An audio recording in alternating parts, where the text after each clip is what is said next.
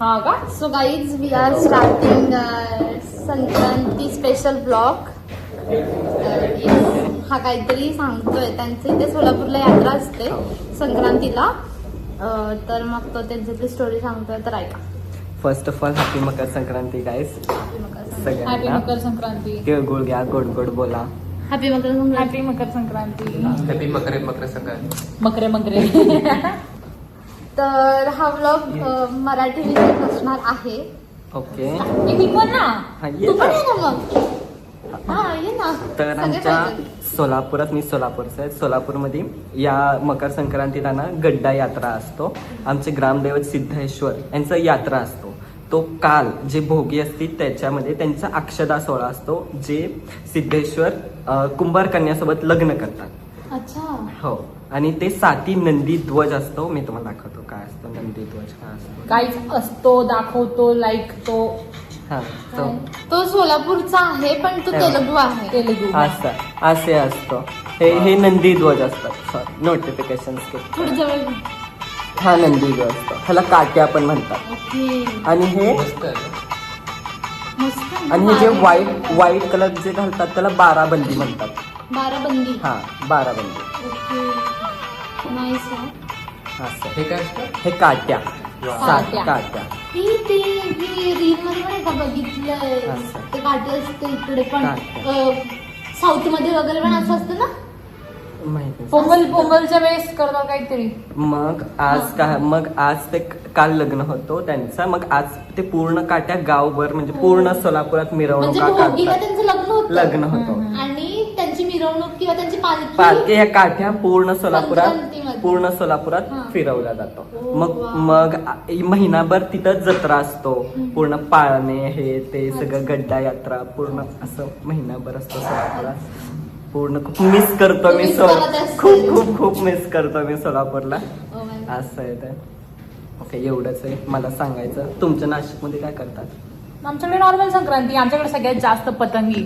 सगळ्यात जास्त पतंगींचं हे असतं. पतंगी तुझ्या भावाने काहीतरी आणलं.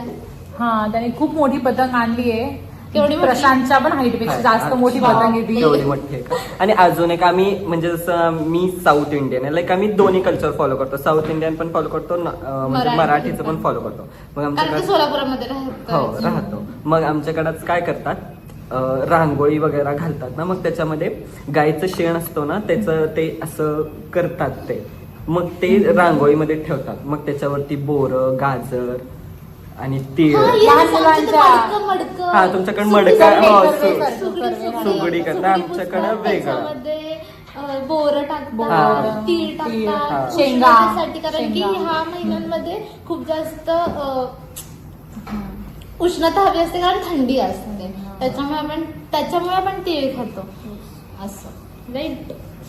हॅपी मकर. मला ते पण दाखवतो काय करतात ते. आमच्याकडे सगळ्यात जास्त पतंगी उडवतात गाईज. तिळगुळाचे लाडू वाटून सेलिब्रेट करतात सगळे. भोगीच्या दिवशी आमच्याकडे जेवण जे बनतं त्याच्यात प्रत्येक पदार्थात तिळीचा समावेश असतो. येस. कारण मी भोगीला मिक्स व्हेज पण भाजी घालते. खाल्ली. मेसला पण होती. मला ते भेटत नाहीये. मेसलाच खाल्ली.